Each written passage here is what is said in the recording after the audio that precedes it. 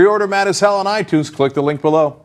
Michaela Comstock is the youngest medicinal marijuana patient. She's in Colorado, and she was suffering from leukemia when her 25-year-old mother decided, you know what, while she's going through chemotherapy, I want her to be able to manage the pain with something different. So she started giving her marijuana pills and also cannabis oil daily.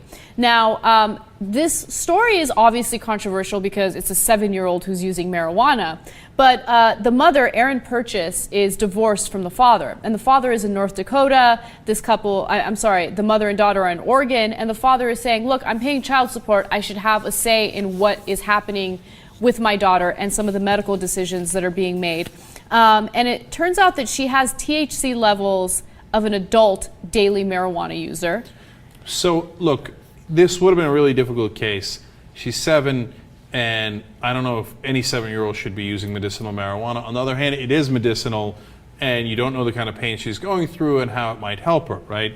But it became an easier case the more you found out the details, right? Right. So not only is she using, the same amount as an adult, which obviously is unacceptable, but she's had up to 1.2 grams of cannabis oil in 24 hours. That's roughly the equivalent of smoking 10 joints. Oh, hell no. You're giving a 7-year-old the equivalent of 10 joints? What the hell's the matter with you? And the more you read into it, the more I begin to realize what's the matter with the mom. So it turns out that she's purchasing the marijuana from her boyfriend, who is the grower. Already I go, okay, I'm a little troubled by that. It could be totally fine, but it seems kind of weird, right? But then this woman, Purchase, believes that marijuana heals and credits the drug for curing her stepfather's skin cancer. Yeah. Okay, that's cuckoo for Cocoa Puffs. I know. Marijuana does not cure skin cancer. Look, it has a lot of benefits, and yes, you could make pants out of hemp.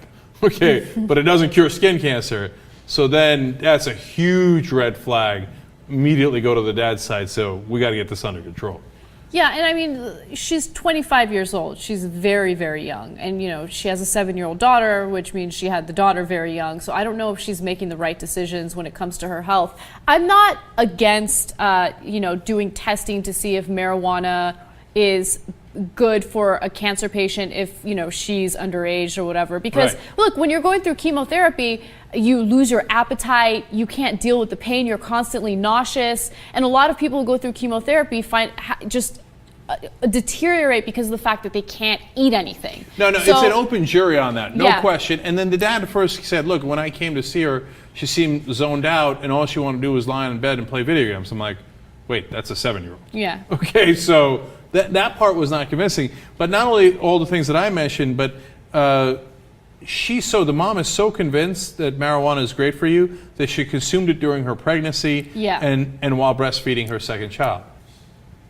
Okay, look, I don't know if that's terrible for the kid or not, but you got to bring that thing down, man. I mean, she's out of control. Like, marijuana's awesome. And no wonder the kid's taking the equivalent of 10 joints, because this woman has got it in her head that marijuana cures everything. That's why she's over giving it to her kid. Like, whether she gives it to the kid in the first place is an interesting question.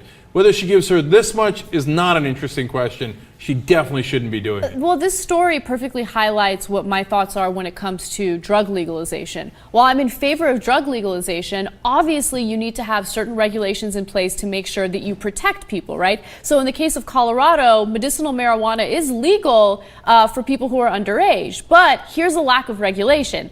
Parents get to decide how much they give the child, right? It's up to the parent's discretion. And maybe there needs to be more studies done to figure out what a safe amount of marijuana is for this child. And another thing that I want to say very quickly is we don't know if this is severely damaging for the 7-year-old. We don't know what the safe amount is. So this could be safe, but again... If I was a child safety officer, I'd be concerned. Yeah. I'd be really concerned.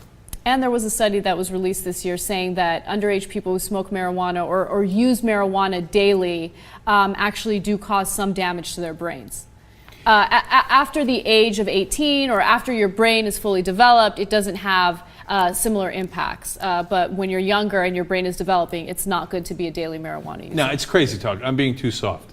7-year-old, this much marijuana, no way. And she's not smoking it, I get it, right? It's the oils, it's the pills, etc. But it's a bad idea. So she's going through a lot of pain. I get it. You know, maybe some, but this is crazy.